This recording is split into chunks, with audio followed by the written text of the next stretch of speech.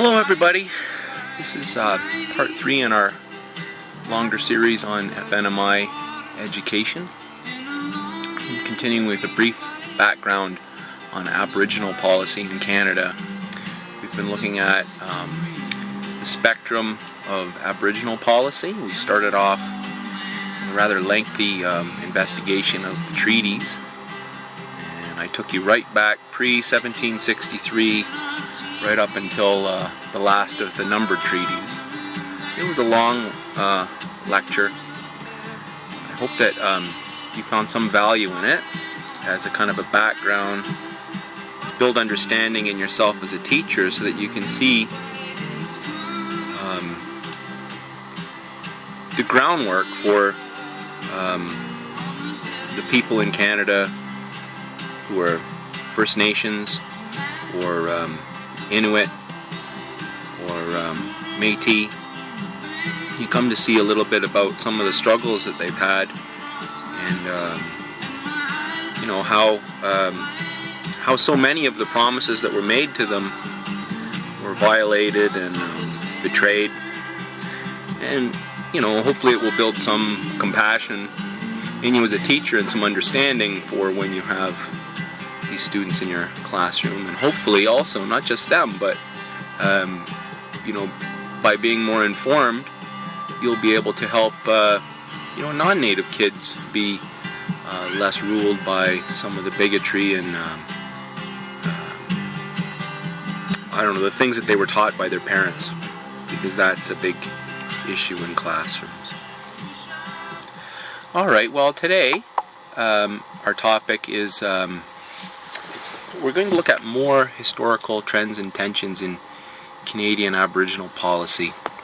In particular, we're going to look at the BNA Act, the Indian Act, the right to vote, the Hawthorn Report, as well as the White and Red Papers.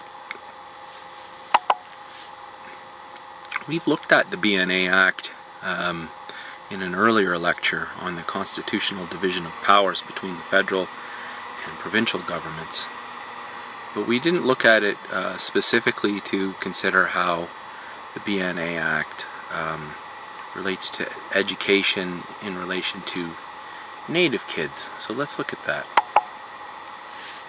So if you look at the original BNA Act, 1867, and it's still in place, you look at Section 91, you can see down here I've highlighted for you that one of the areas of federal or national jurisdiction concerns Indians and lands reserved for the Indians. Okay, and then you notice if you look at the federal division of powers, so you look over at sections 92 and 93, right? You can see how education is a provincial responsibility. You can see right off that this causes or poses certain problems for people who are Native people in Canada, right? You or I, or people who are not Native, I shouldn't presuppose that you're not First Nations, but people who are not Native Canadians, we are just, our education system, the education system for the rest of the citizenry of Canada is all administered by the provinces. Not so with Native people though, right? Native people, all of their educational services are administered through the federal government. And this has actually caused some difficulty over the years too, because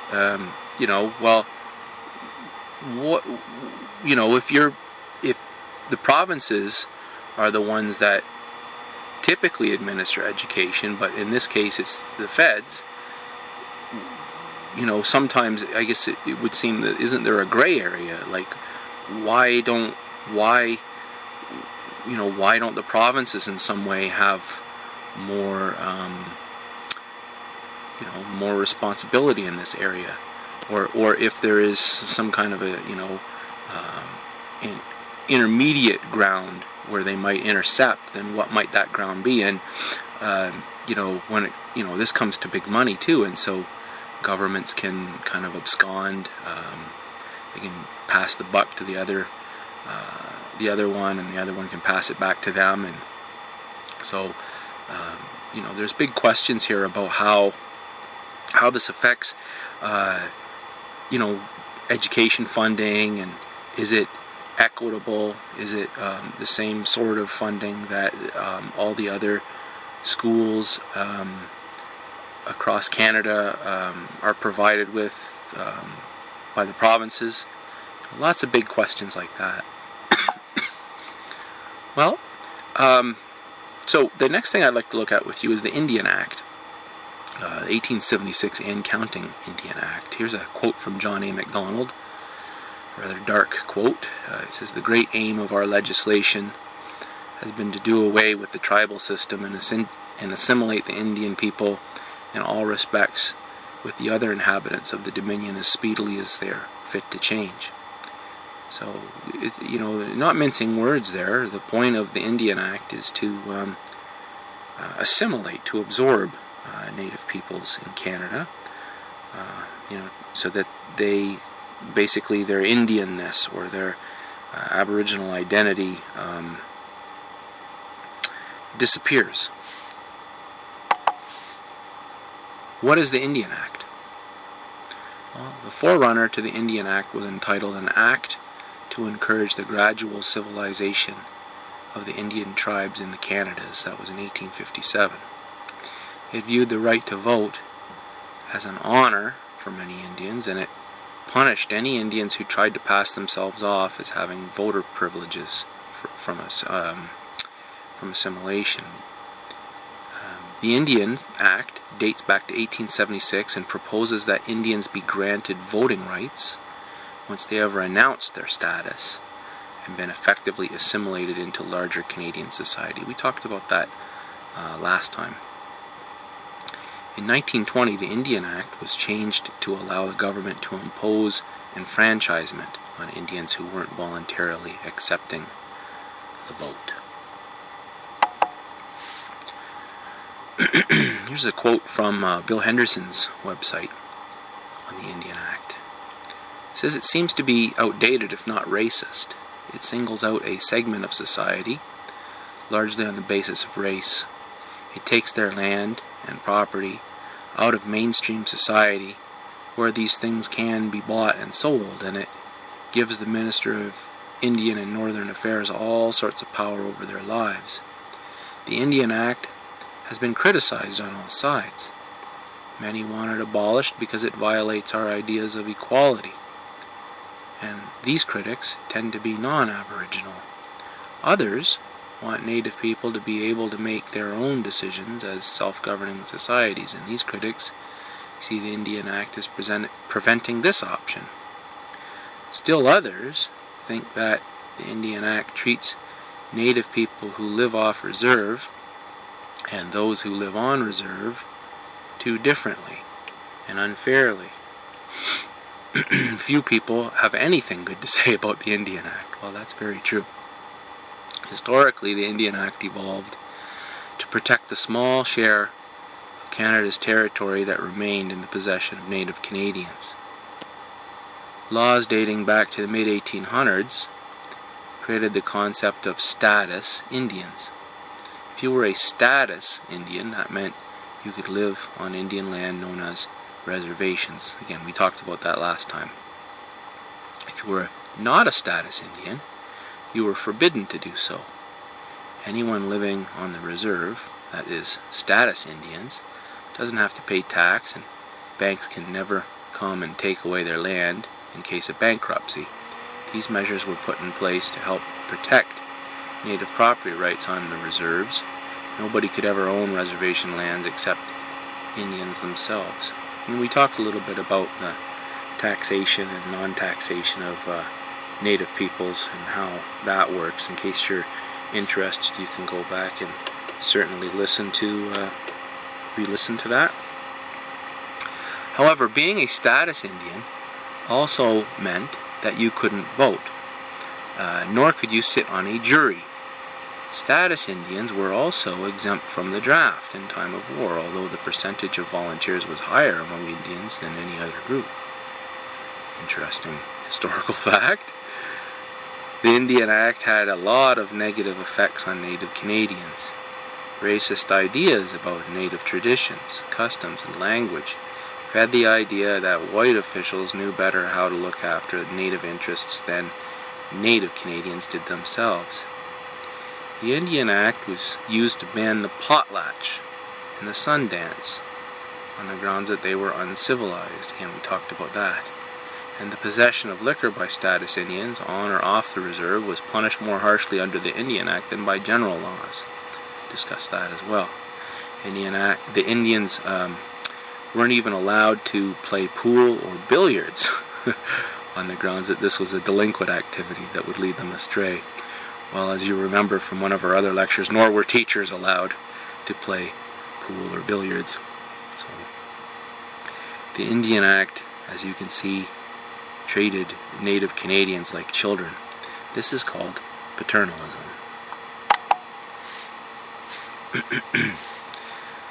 Indian children were removed from their homes by the national government, and they were forcibly sent to residential schools.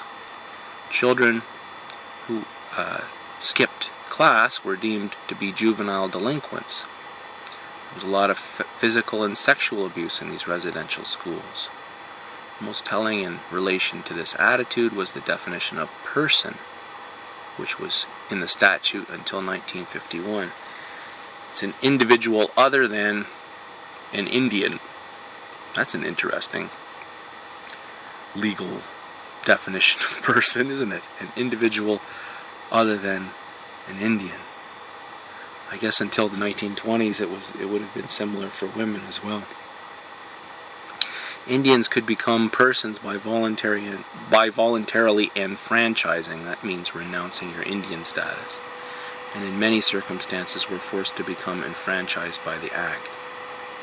So the goal of the Indian Act and government policy towards Aboriginal people historically has been assimilation. Remember, in the past lectures I've drawn this spectral arrow here for you, and on the one side I've got the word assimilation, on the other side parallelism, and I pose to you that these are the two extremes in Aboriginal policy in Canada. And Aboriginal policy in Canada tends, for whatever reason, towards extremes. I mean, it started off with the violence of the assimilationist policies, and I would gather that part of the rationale or psychology behind then the extreme reaction is just the brutalization of the assimilation attitude causes people to run as far away in the other direction as possible.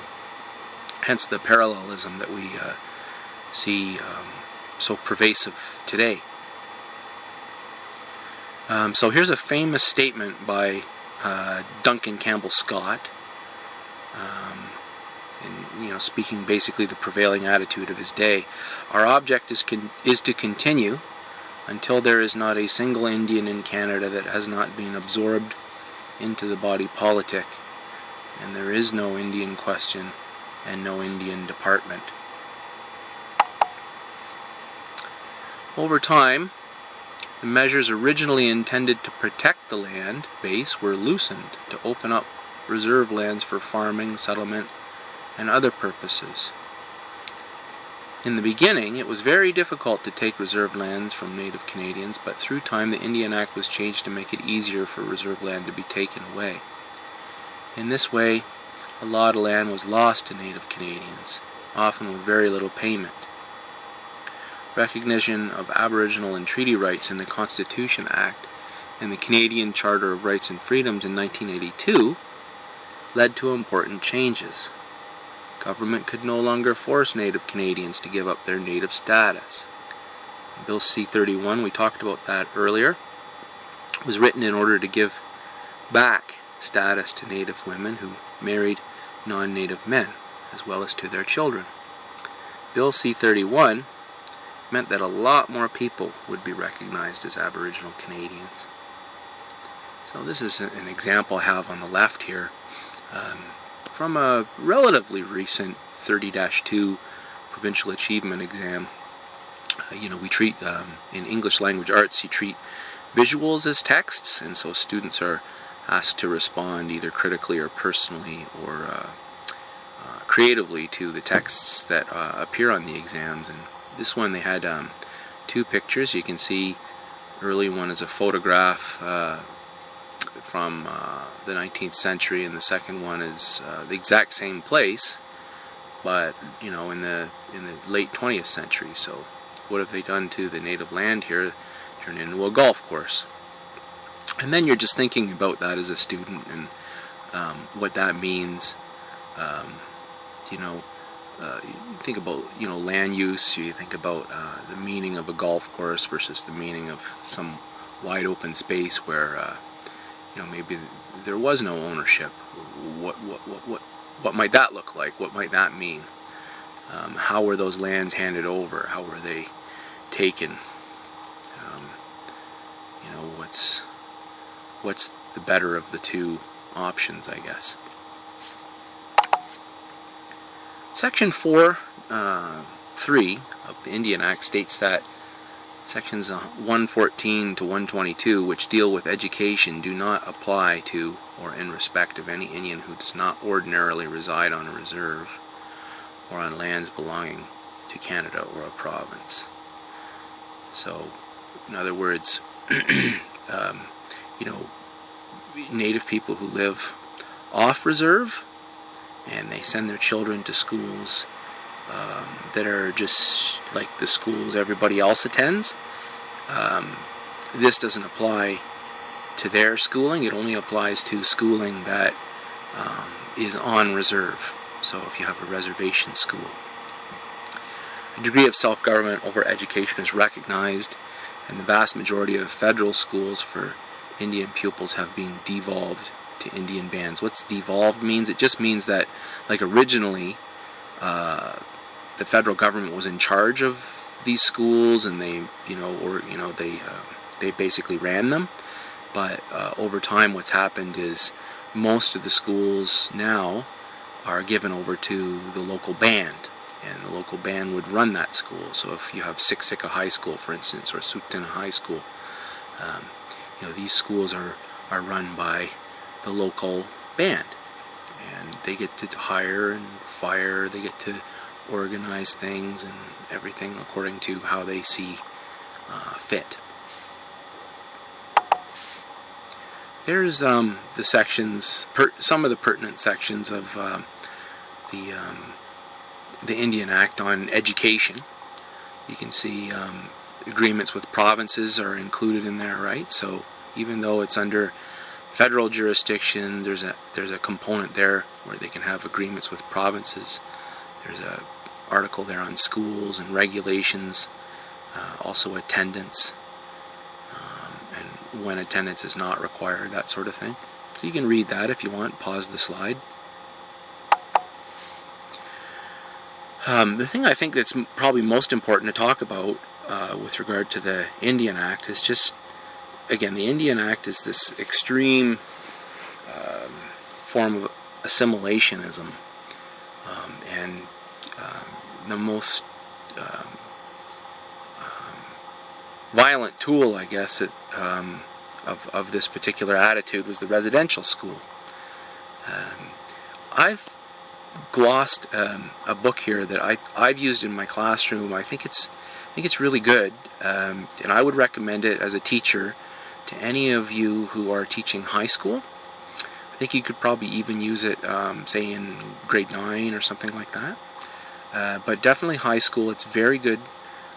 It's put out. The author is a person named Jason Eaglespeaker. There's the ISBN information. If you wanted to order it for your school, I'm sure that your school would be more than willing to get it. I highly recommend it. But the thing I like about it, at the front end of the book, there are all these newspaper clippings that Eaglespeaker has collected, quotations and these sorts of things, and you can get your students into small groups, to read these, each person takes an article, and then they get together and jigsaw the articles. But you can see it'll give them some good idea of how shocking residential schools and the theory behind residential schools is. Like, there's a student was beaten to death for the theft of a prune, right? Or the UN panel condemns Canada's treatment of Aboriginals, Native kids used for experiments, right? This was big news earlier this year and a bit last year too. Some of the medical experiments, some of the nutrition experiments that were performed on kids in residential schools. Here's a strange one, right? The electric chair.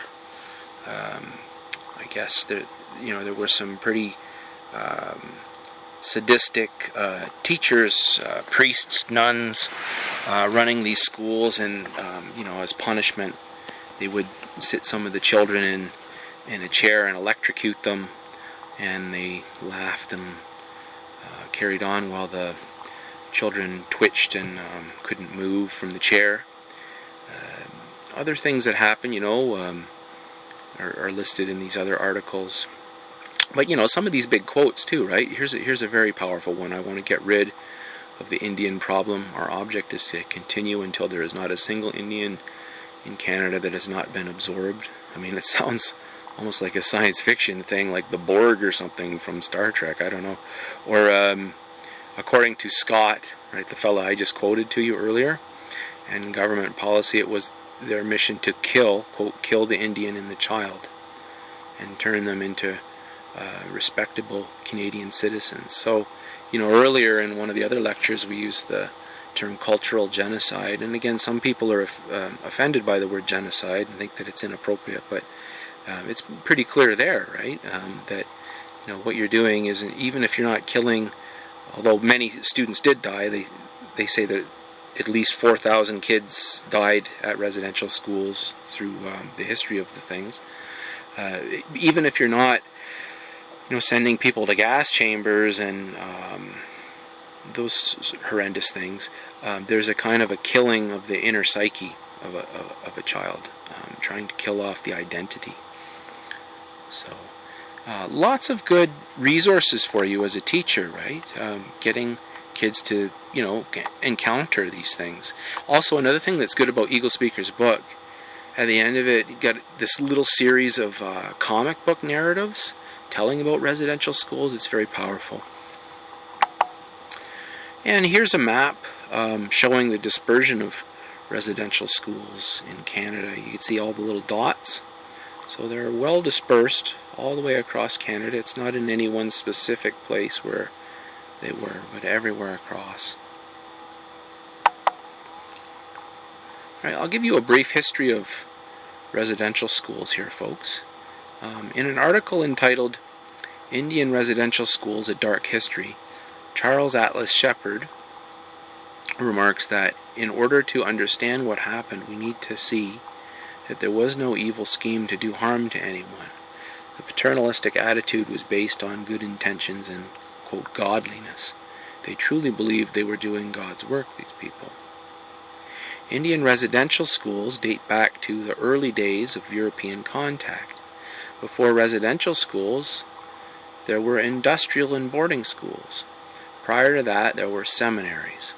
And long before the seminaries, there were roving missionaries. All the efforts made were to, quote, save the Indian. Motives changed through time as European priorities shifted and from survival to colonialism. We looked at that too. Remember when we were studying the treaties, we saw how, at the beginning, Native people were there were millions of people, and the whole of North and South America were all populated from top to bottom. And, European colonialists, when they arrived on their ships, they were just this tiny little blip. And so the balance clearly was in favor of Native people. But then over time, as populations changed and power structures changed, the attitudes and motives also changed. Okay, so keep that in mind. Remember what we learned from looking at the treaties. Shepherd's article points to the sheer ignorance and blind zealotry of the Christian missionaries who sought to convert people as the primary problem. It's funny too, because I've heard people say how a lot of the missionaries who came to Canada were, not the sharpest knives in the drawer. They weren't the best and the brightest that were sent over here. Of course, there were some wonderful missionaries that were sent over, but very often they weren't the most sympathetically, or rather, what's the word I'm looking at? Not sympathetic. They weren't the most empathic bunch. So it's important to note these things. Blind zealots, right? They simply failed to see or understand or empathize with any of the rich spirituality that already informed Native people's lives. Like, if you're not of our Christian faith, then you're damned to hellfire and damnation, right? And they couldn't see the common humanity that they had with these people, and that they could have, if they had their eyes open, they would have learned really deep, spiritual truths, or maybe had their own faith informed by seeing its presence in what Native people had come to understand to be true. Shepherd notes that the extensive history of assimilationist policies in Canada beginning in the early 1600s have their source in this deep religious prejudice. But Shepherd also remarks that European attitudes towards Native people were not monolithically assimilationist. They were also steeped in self-interest and the desire to make piles of money. So again, it wasn't all just indoctrination, proselytization, conversion. It was also get out there and make money while you can, right? Native people were useful. They knew the land, they knew the animals, they knew how to survive and how to fight. Religious squabbling just got in the way of the urges to commerce and economics. So not everybody here, obviously, was into converting. Some folks were over here to make the money while they could, and they didn't bother with that stuff because they knew that the Native people knew way more about the land and the animals than they did, and they had to work with them. Native people were therefore treated with a kind of respect, as long as they were useful in this fashion. But once the New World had been conquered, Shepherd points out that the Native people began to be seen more as in the way of progress. Right? So after you've outlived your utility, then you're just in the way, right? This was when the boarding schools and industrial schools became handy means of keeping Native peoples out of the way. These schools were also thought of as a means to tame and assimilate Native children into white society. When industrial and boarding schools first appeared, they didn't even teach the 3 R's. Children were mostly sent off to work in the fields and become servants under the guise of apprenticeship. Employers were often physically, mentally, and sexually abusive. Shepherd remarks that during the treaty process of the late 1800s, mandatory attendance at boarding schools became law because parents wouldn't allow their children into the system. They knew that this wasn't good for their kids, and they're saying, we're not sending them. So then the government made it law. They knew their kids were likely to be abused there, and also that they were more susceptible to European illnesses. People came to see that the boarding schools and industrial schools had been failures at civilizing Native children.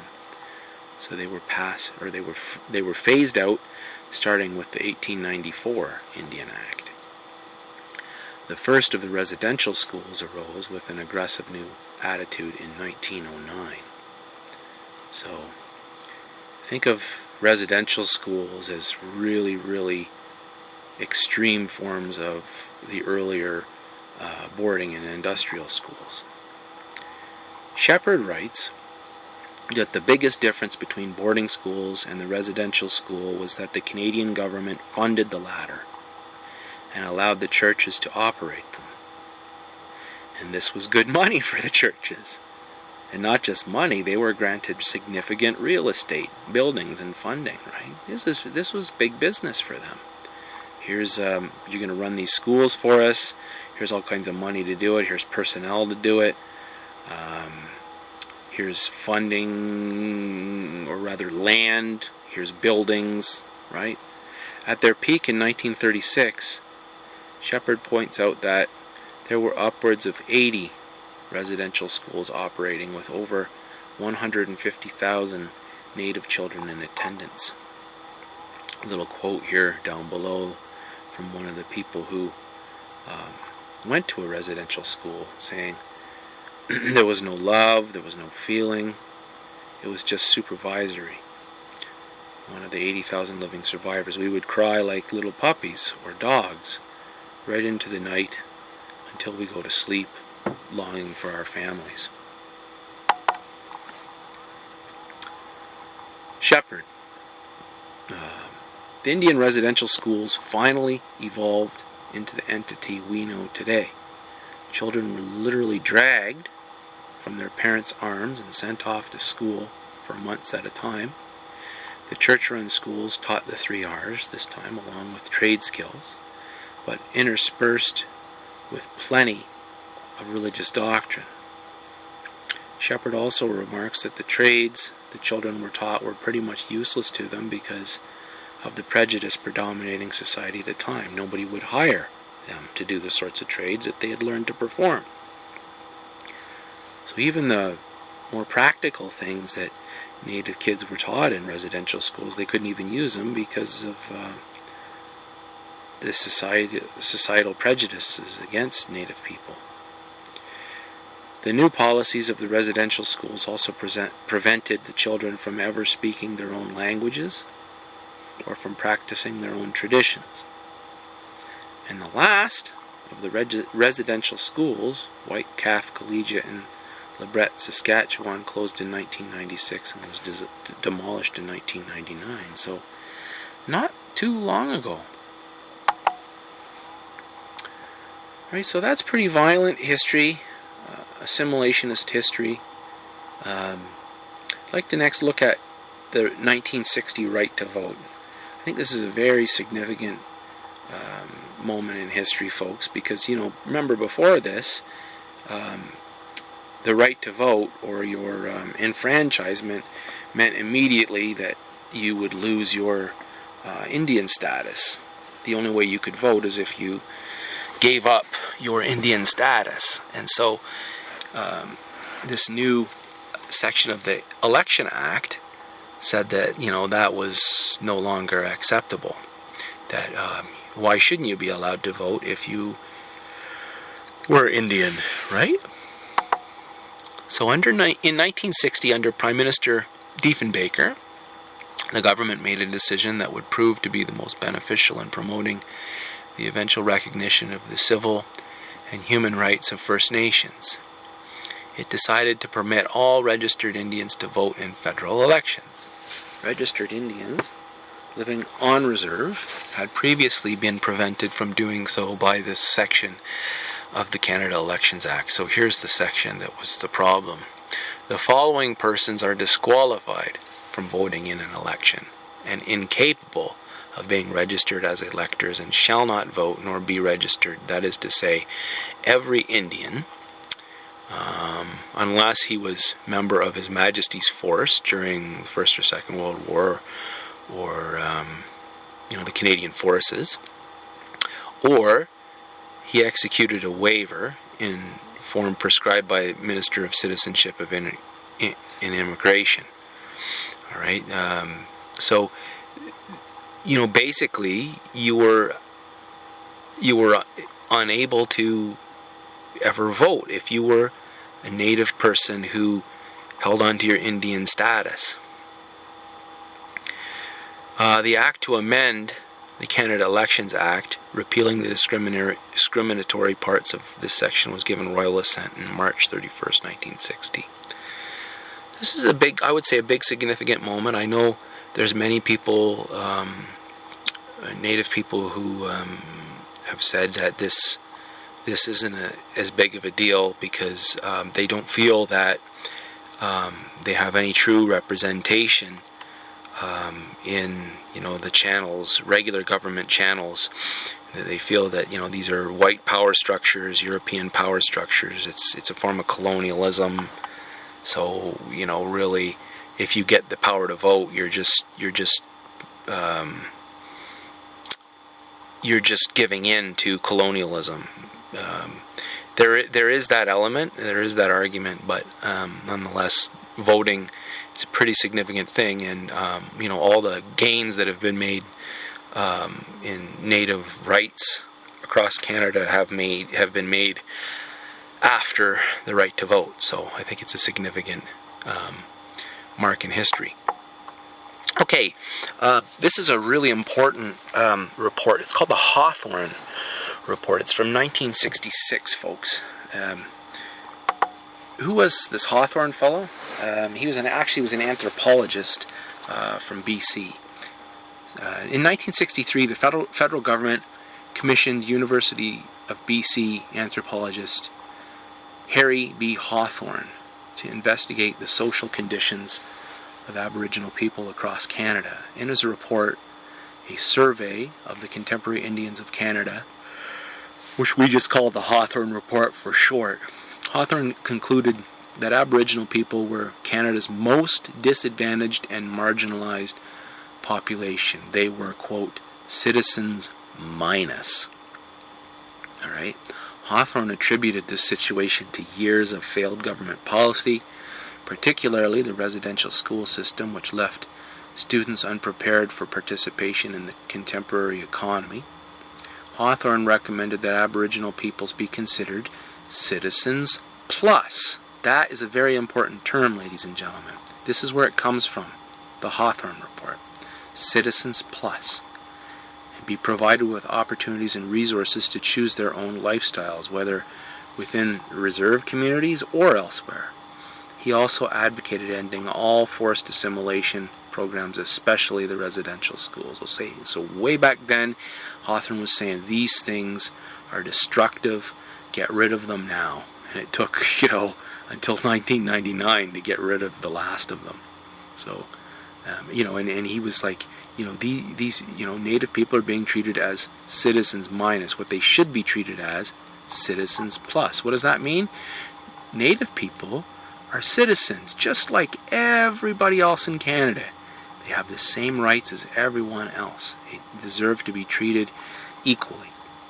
But they're not just citizens, they're citizens plus all the rights that are afforded to them and the lands and everything like that by the treaties. Okay? It's a very simple vision. I mean, the details of how that's worked out are difficult, but this is Hawthorn's recommendation. What a wonderful recommendation, It takes things way far away from that assimilationist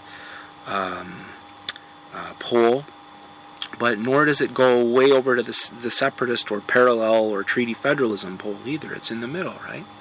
So, out of all the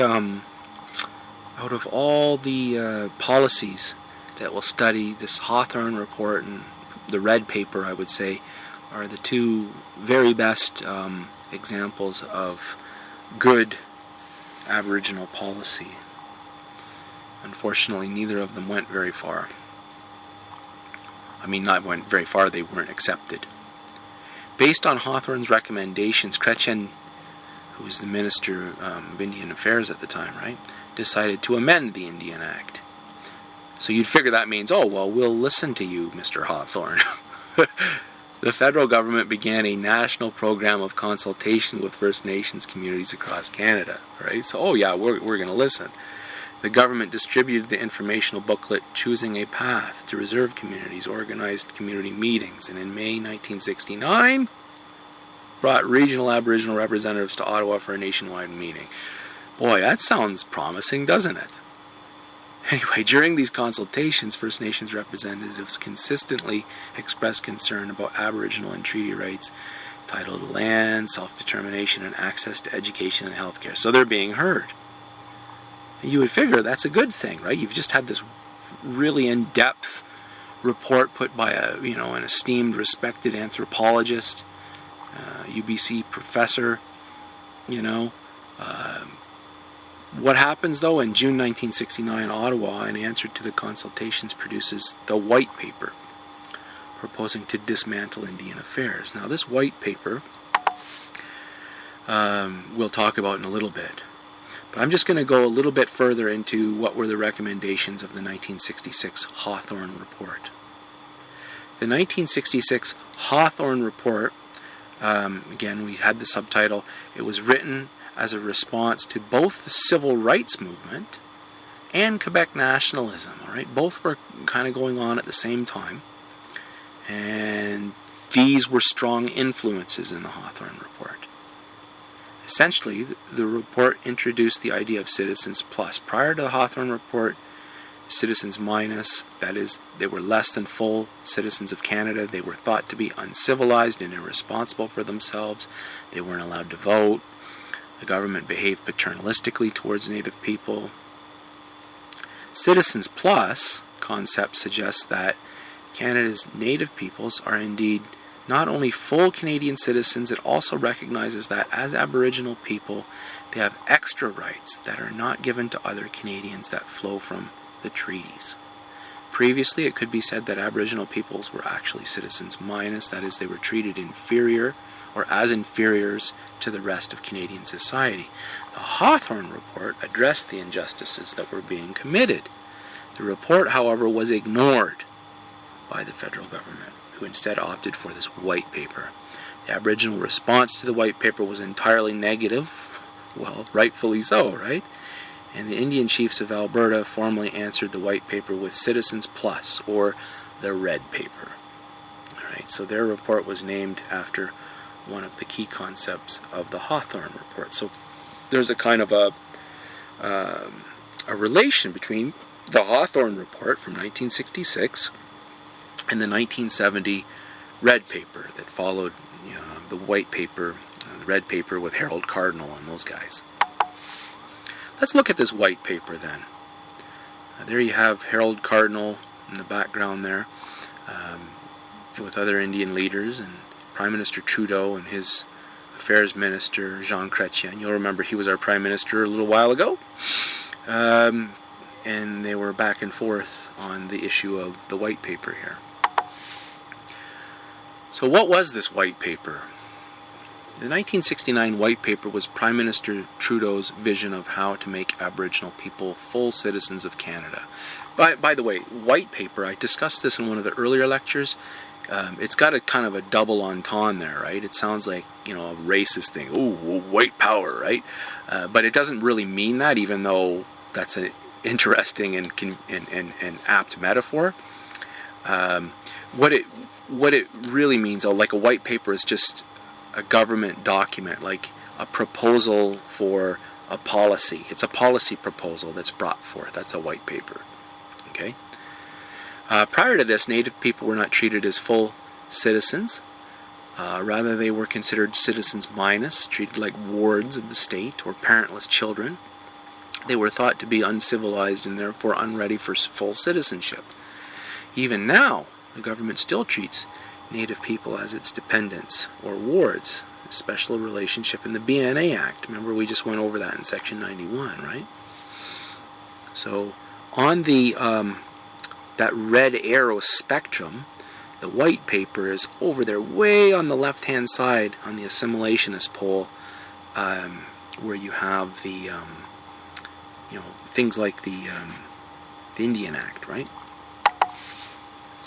So the ideas for the White Paper came partly from pressure from the United Nations, which voiced concern about the plight of Native people in Canada and elsewhere.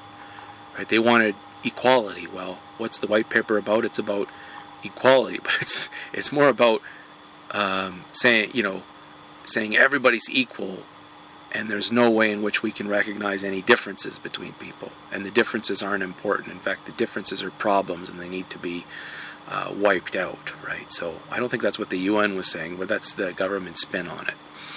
Other pressures came from south of the border in the United States, where the civil rights movement was in full swing, and black Americans were struggling hard for equality. The idea of assimilation here in Canada stemmed from the same principles of equality that motivated the civil rights movement in the States, namely that all human beings ought to be treated equally regardless of race, religion, or ancestry. So you can see that in some ways that statement I've boldfaced there for you does jibe with assimilationism, doesn't it? Everybody the same, everybody equal, no distinction between anybody. It's assimilation, right? It's this idea that we're all the same. But, point is we're not all the same. We're all equal in a fundamental way, that we're all human beings. But there's also many important differences, too. The idea that Native people in Canada ought to be treated as inferiors or given any special privileges due to treaties struck Trudeau and other assimilationists as inherently unjust. It was for this reason that they promoted the idea of removing any legal distinctions between Aboriginal and non-Aboriginal Canadians. For this reason, the White Paper, had it been accepted, would have assimilated Native people in Canada, ended the treaties and the special rights afforded to Native people through them, ended them, right? That would have been it. Abolished all Native reservations, ended the Indian Act, as well as all relevant sections of the BNA Act, and abolished the Department of Indian Affairs. So it just would have wiped everything. It would have got rid of it all. Alright? And don't forget, this act is coming from the same guy, this white paper is coming from the same guy who, is basically the father of the Charter of Rights and Freedoms. Trudeau felt that assimilation through the tearing up the treaties was essential to create universal Canadian citizenship. First, he thought that one society cannot have treaties among its own citizens. Second, he saw the treaties as impediments to healing old wounds and to the creation of a new pan-Canadianism or pan-Canadian identity. That was really important to Prime Minister Trudeau. In his view, people need to let the past go and not try to always redress old injustices. He thought the treaties prevented Native people from letting go of old injustices. A major problem with the White Paper is that the politicians who developed it did not listen seriously to input from Canada's Native people, right? They made these big platforms where you could listen, right? They had big meetings and stuff. You'd figure they'd be listening, but they obviously heard nothing that Native people said. They asked Native leaders for their ideas, but then ignored everything they said. Some Native people supported the assimilation attitude of the White Paper. 1/5 of the Native leaders at the time, in fact. Indeed, the process of assimilation was already underway in Canadian Aboriginal society because very many Aboriginal Canadians had married and continued to marry non-Aboriginal partners, such that any purist notion of a separate Aboriginal population has become unrealistic. However, the White Paper's assimilationist strategy was very disrespectful. Trudeau's White Paper ignored the alternative visions of Aboriginal Canadians, and it proposed to abolish the treaties with all their historic obligations. I mean, these are constitutional documents. That's another thing. I don't think that Trudeau's, for a guy who was, so involved in, the constitutional patriation of Canada and this, it strikes me as bizarre that he didn't consider the treaties as constitutional documents. So he, would effectively break all these promises made to Native people in Canada. The White Paper upset very many Aboriginal leaders. It united Native people and helped them to become organized in their opposition to assimilationist policies. So that's, I guess, the silver lining in it, right? Is when you have something as ugly as that, it brings people together and to stand in opposition to it. The White Paper was defeated because Native Canadians had developed a strong, united voice in opposition to it. The defeat of the White Paper can be seen as the symbolic rejection of the historical policy of the Canadian government towards Native Canadians, namely assimilation. Also, with the defeat of the White Paper, the Canadian government could no longer act paternalistically towards Native people, or as though Native Canadians were uncivilized wards of the state, similar to children, irresponsible for themselves. With the defeat of the White Paper, the federal government began heavily to subsidize Native organizations like the Assembly of First Nations, or the AFN. This federal funding transformed Native politics across Canada. So this was a big significant event, wasn't it?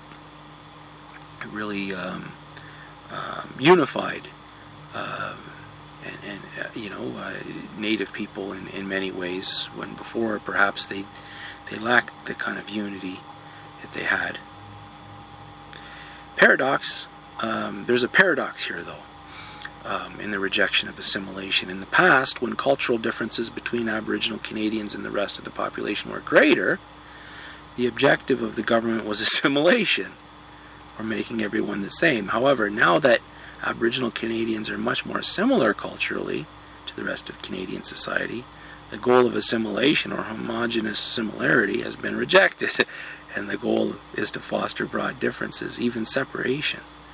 So that's an important thing to think about, right? Just how weird that is. Like, there's this strange paradox where the different policies that we have seem to be opposite in many ways to the reality, the population reality, the current day realities of things. Alright, so we're going to look at the Red Paper now, the 1970 Red Paper, or Citizens Plus. Again, Citizens Plus, that's a term that comes from the 1966 Hawthorn Report. The basic document in the Indian counterattack on the White Paper, called the Red Paper, or Citizens Plus, was a concept borrowed from the Hawthorne Report, drafted by the Indian Association of Alberta under Harold Cardinal's leadership. And it had the support of the National Indian Brotherhood. So, just so you know, like, the National Indian Brotherhood was the group that existed at that time that later became the AFN, or the Assembly of First Nations. Okay, it was presented to the federal cabinet in the Railway Committee room.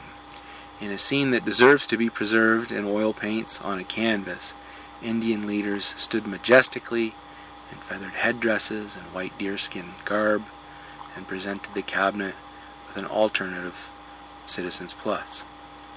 It was an affirmation of faith in their Indian identity. After a century of being engulfed by a white tidal wave, they were still here, they were still different, and they were not about to let themselves be pushed into oblivion. So there's Harold Cardinal sitting with the then Premier of Alberta, as well as Jean Chrétien. Alan Cairns writes that the nationalism or separatism of the Red Paper was, by the standards of the 1990s, very mild. Alright, so if you look at that red arrow, it's not on the extreme end. It's towards separatism or parallelism. It's more towards the middle. The psychological isolation of Indian communities should end by bringing the entire Indian community into mainstream of Canadian life. Self-government ambitions were explicitly referred to in terms of local government. The ultimate goal was for Indian peoples to take their rightful place as full-fledged participants in the mosaic of the just society, as meaningful and contributing citizens of Canada. So you can see, right? It's very much in the middle. It's not saying that we're not part of Canada, that we're not full citizens, that citizenship is not important, that we want a parallel system regulated by treaties. It wasn't extreme like that. It was Harold Cardinal's vision with the other Native leaders at the time was very much a well-crafted middle position. In Cairns' assessment, even Harold Cardinal's The Unjust Society although it's a scathing critique of the white paper, underlined the compatibility of Indianness with Canadian citizenship and Canadian identity, and also expressed support for the idea of a Canadian cultural mosaic. In Cairns' judgment, the red paper was remarkably moderate as a response to the extremes of Trudeau's white paper, and the National Indian Brotherhood referred positively to the Hawthorn concept of Citizens Plus, which the federal government chose to ignore. So, I mean, I'm no historian, but it seems to me that in a way, right, I mean, you move from an assimilationist attitude, a dreadful, punishing assimilationist policy that created such hardship and destruction. You move from that towards an intermediate position where it's wise, it's crafted by wise statesmanship here under Harold Cardinal. And this is rejected, right? This is rejected, and so you've done your duty, right? You've gone to the middle and you've said, look, here's something that's really reasonable, and the government still rejects it. Well, no wonder people just said, the hell with you guys. We're going to go as far to the other extreme as possible, and that's what began to happen after the red paper and the Hawthorn reports were basically not allowed to bear fruit.